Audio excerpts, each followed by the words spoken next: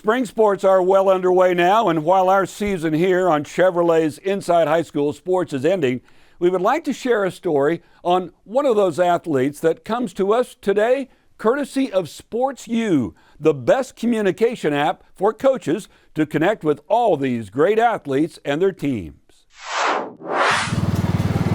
If you love the game of high school baseball, there are certain sounds that bring you back to the ball field.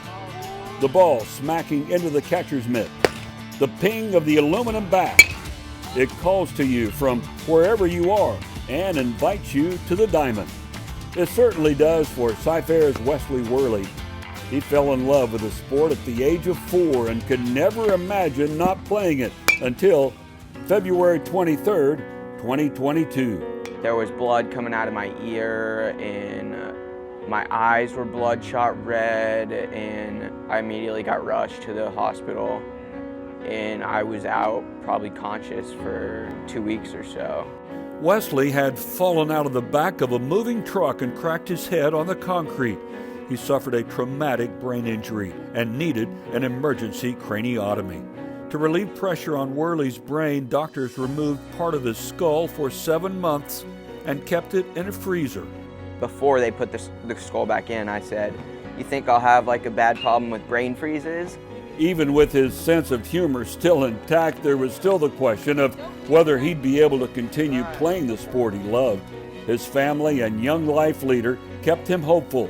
He was just waiting on the okay from the doctors. I knew I could do it if they let me do it, but I was just afraid they weren't going to let me do it, but I knew I was capable. Whenever I probably started kid pitch, I was like, I never want to quit until I have to, so I'm still sticking to that. His doctors finally cleared him to play, and with the help of a skull cap he wears under his hat, Wesley is back on the field playing second base and pitching. The fear of him getting hurt may still live in others, but not Worley. He's back where he loves to be and is a true inspiration to his teammates.